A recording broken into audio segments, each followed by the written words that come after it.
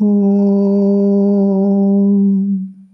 Jananim Sharadam Devim Ramakrishnam Jagadgurum Padapadme Tayo Shritva Pranamami Muhurmuhu.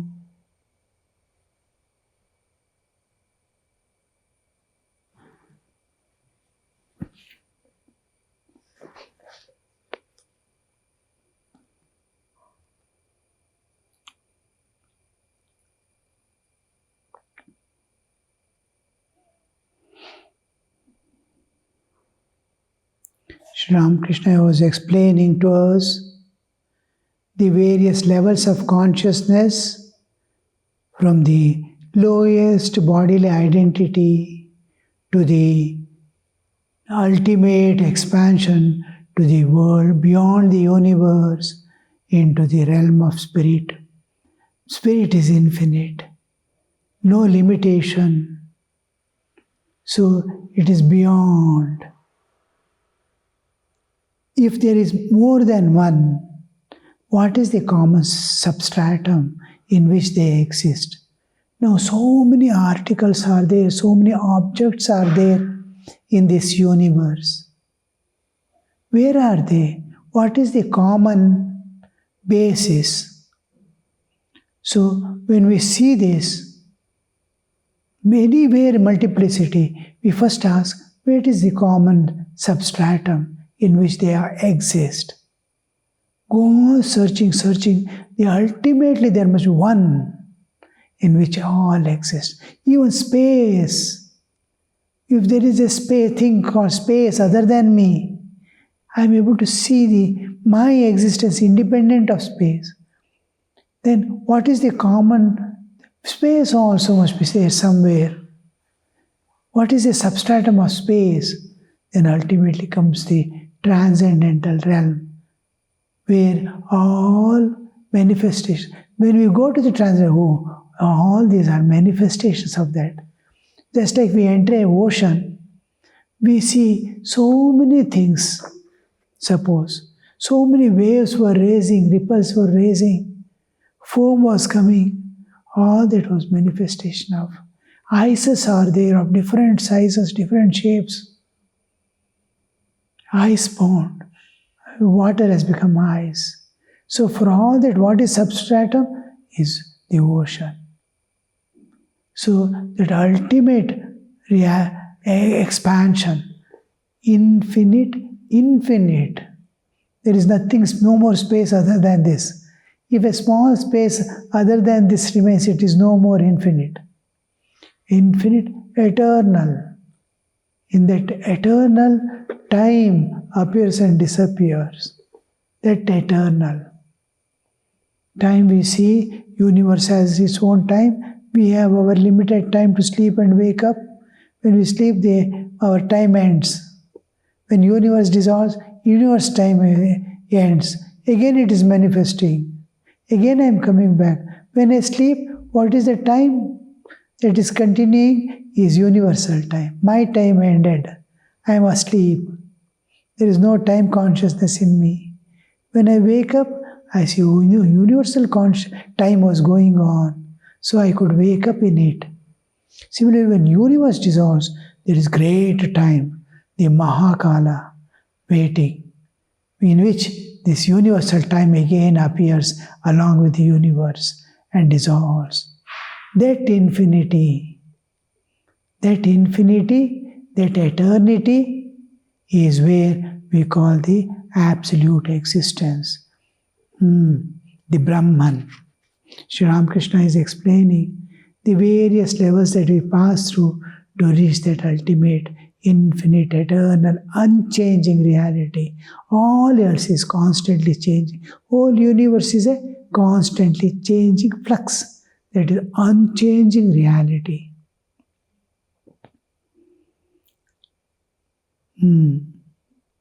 They can descend, these souls, some of the souls who are free, like the Ishvara Kotis, Nitya Siddhas, the eternally perfect, and those who are Jivan Muktas, liberated from the nature, and the Chiranjeevis, the eternally living souls. These are all do not belong, they are beyond the realm of time and space, so they continue to remain. They can descend from the exalted state because they like to live in the company of devotees, enjoy the love of God. God retains in them the ego of knowledge, jnana, or the ego of devotion, like saints. Now you see Chaitanya Mahaprabhu retained the love of God, whereas Shankaracharya retained the ego of knowledge to give to the people. God retains in them the ego of knowledge or ego of devotion so that they can teach men. Their minds move between 6th and 7th plane. They run a boat race back and forth from the absolute, now and then they enter into absolute and again come to the waking state, normal state of consciousness. They can go easily, come back. Agnya and Sahasrara, they move about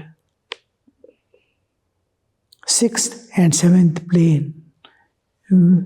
Yatishwaranji Maharaj says, try to fix your consciousness, awareness. Try to fix your awareness in the Agnya. Even though there is a downward pull. A downward pull may be there. You want something you see, you are attracted by, there is a pull from Agnya. Even if it is there, try to retain at the Agnya Chakra. God retains. Their minds can move between the 6th and 7th plane. They can run a boat race back and forth, as it were, between these two planes. After attaining Samadhi, some souls of their own accord keep the ego of knowledge. They want to teach mankind. They want to do something. So they retain their ego. But that ego does not create any attachment. That ego does not create any attachment. It is like a line drawn on water. A line drawn on water doesn't make any, its presence is not felt. As you write and go, it goes on erasing.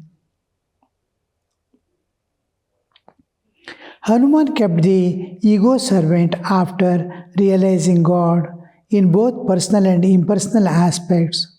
He thought himself as a servant of God. He retains. He realizes God. He doesn't want to dissolve in God. He wants to retain he is free from nature, laws of nature. He is mukta. But he wants to he can dissolve. Mukta means they have the freedom to retain their ego and be in the realm of time and space, and whenever they want, they can travel to the transcendental realm. This is mukti, freedom. They have freedom to live here or beyond, or to merge any time in that, or to move about freely. So Hanuman retains the ego of being a servant of the Lord. Some relationship they must have to enjoy and participate. Some feel they are child of God, some feel they are friend of God, some feel they are servant of God. Like that, various feelings they will have, relationships they build up. So Hanuman kept the servant ego after realizing God in both his personal and impersonal aspect. He thought of himself as the servant of God. The great sages such as Narada, Sanaka, Sananda, Sanatana, and Sanat Kumar after attaining the knowledge of Brahman, kept the servant ego and the ego of devotion. Look at it. The first four creation, part of the creation. A human, divine human existence like. They are born free. And these four, the Sanaka, Sananda, Sanatana, and Sanat Kumara. These four are perfected. So by birth they are perfected. So they retain the ego of devotion and a servant attitude towards God. They are like big steamships which not only cross the ocean themselves but carry many passengers to the other side. There are two classes of Paramahamsas, one affirming the formless reality and the other affirming God with form. Two natures. We have three channels leading ourselves linked to the transcendental. There are three bridges or three channels connecting us to the transcendental. One is our heart, which loves. Love is not a product of nature or Prakriti. It is not part of the universe. It is individual Atman, self.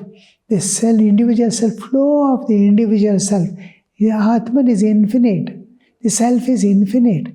It is encased or projected through the bodily existence. It is expressing through the bodily existence. Infinite is expressing through the finite. Is life. So in life, there exists. I am expressing myself through the body. So body express. Life is expression of consciousness through matter. Any matter. This matter is a body. Body is a matter. And Chaitanya is expressing through it.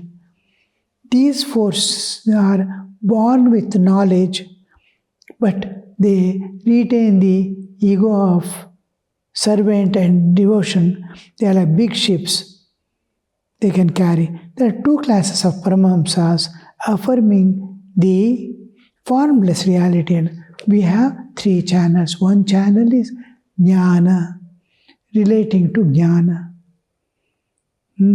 That is intellect. Intellect is a product of nature. Love is not a product of nature. My own flow, as if I am flowing out through my heart. Love is expression of Chaitanya or the individual consciousness. Expression. I am expressing through bodily existence. This expression, I am flowing out as if I am flowing out through my heart. This I am flowing. This is love. This is, I flow. It is from infinity is flowing out through just like a huge ocean of water is placed somewhere and a small mouth is kept. Through the, such a huge water is flowing through a small mouth. Like this is my heart. Infinite is behind. And when does it find the fulfillment? Is when the moment I focus love on any person or any being, just like I start seeing a huge light comes, immediately my aperture of the eyes close down. Like that, the moment I aim at any perishable thing, the shrinks, the aperture closes of my heart. I want to love someone who is perishable. It can be 50 years later that person may die. But the love doesn't flow in torrents. It shrinks down and small droplets of love starts flowing out. Suppose it is material object, perishable. I may love my car, but little it starts flowing out. It closes its aperture. And when it is unselfish love, it expands. When it is universal love, it becomes like an inverted funnel. It is flowing out in huge quantity. Universal love opens up like anything. Individualized love becomes small. This becomes when divine love is opening totally, no barriers. There it gets absolute fulfillment. This is one channel.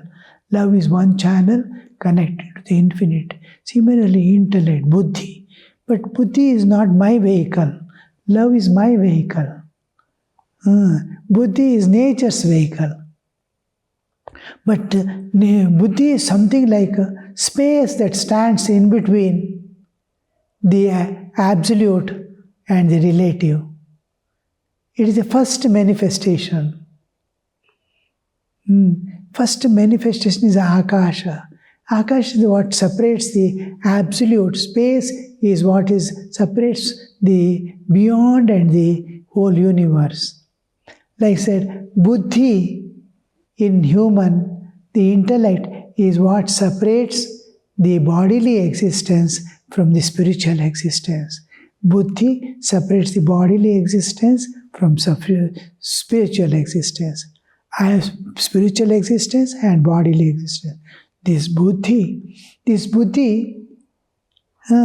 can, when it is charged, fully charged, though it belongs to nature, it is pure by itself. Like space cannot be stained. You cannot space it. It is like buddhi also, intellect also cannot be stained. It remains pure always, but it has little affection towards mind. Mind is under the vasanas, tendencies. So mind wants this and that. This has motherly affection for it. It will go and make arrangements for it. I want enjoyment. My intellect will help. But intellect remains pure even when it helps mind to acquire all things. It doesn't get stained. It is eternally pure. Suppose you think of, the world cannot stain it. So it can enter into the transcendental realm. So buddhi, when it is turned inward, it becomes constant thinking of God. Buddhi acquires the nature of God. I go on thinking about the Atman, the infinite, unstained, which doesn't have limbs. It doesn't have good and bad awareness. It doesn't have distinction. It is always lives in equanimity. It is all pervading. All these things of the Atman and Brahman, I go on thinking. It is infinite.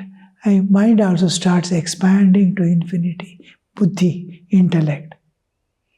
So it is charged with Satchidananda. Go on thinking. Aham Brahmasmi.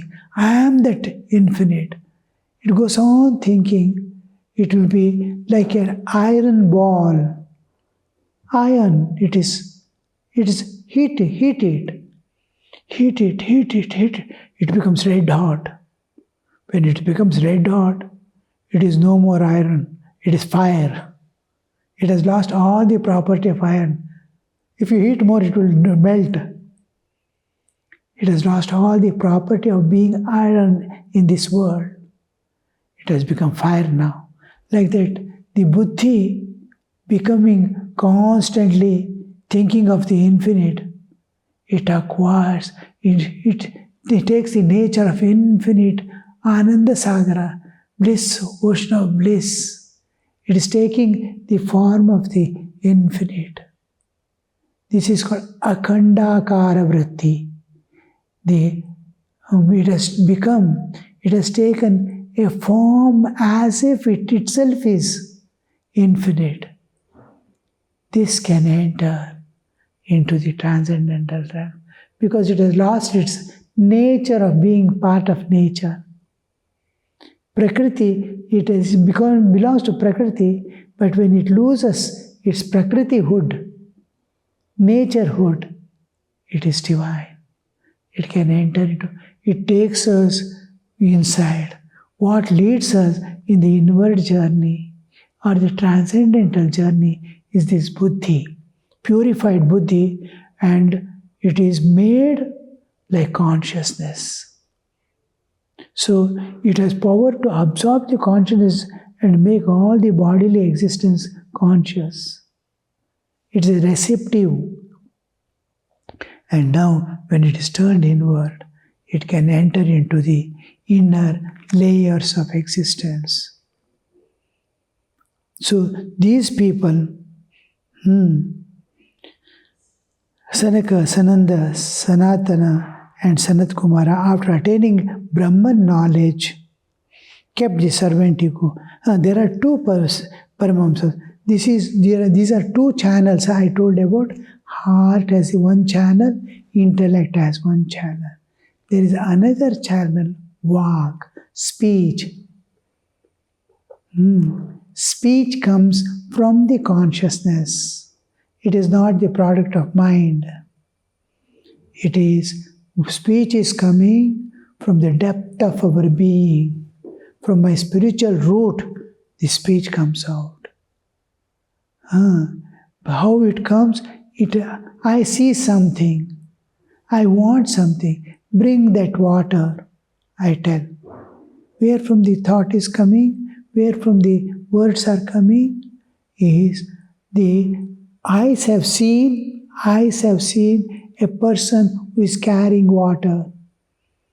And it is eyes report to mind. Mind grasps what eyes are seeing and carries it to buddhi, intellect.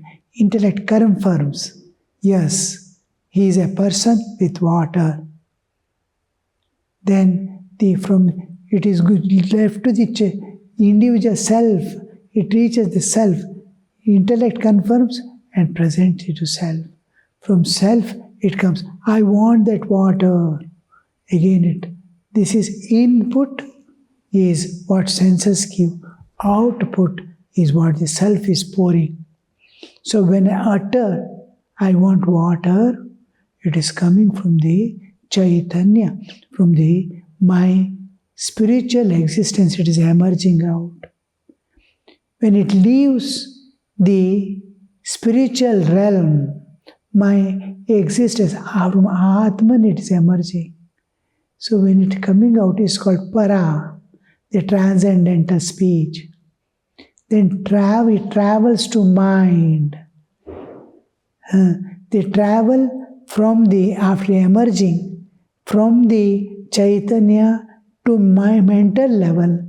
It is called Pashyanti state. Pashyanti means it is perceivable. The emerging is called para. It is transcendental. The next stage of the speech coming out is after emerging from Chaitanya spirit, it is reaching the mind.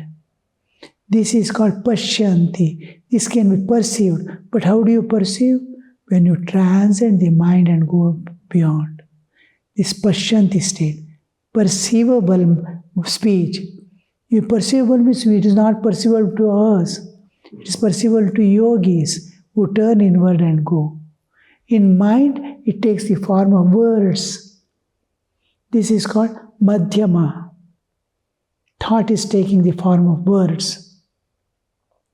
Now this word formation happens in the mind and it is associated with the mind. All things are associated. Speech. When child is observing, he picks up one noun. Crow, cow, it picks up. Similarly, come, go, one verb, one noun, it picks up and associates. Mother tells 100 times, that is dog. That is dog, dog, dog. Just like we teach artificial intelligence, again and again, immediately it reflects. Like that, the child grasps the language and the thought are associated. Now the thought picks up the words in the mind. It is called Madhyama, the middle one. The transcendental, the perceivable, the middle, where it takes form of the words. And finally it flows out through the mouth. It is called Para Pashyanti Madhyama Vaikhari. It is sound. Word is becoming sound through the mouth. See, this is how the sound is, words are coming out from mouth. The sound, as sound it comes out.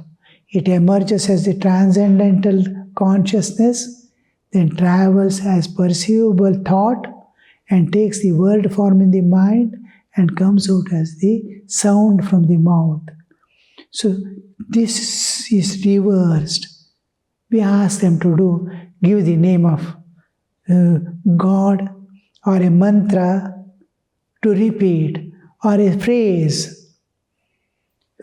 Even in other religions, you can see in Christianity, they go on telling, "Oh Christ, save me, oh Christ, save me."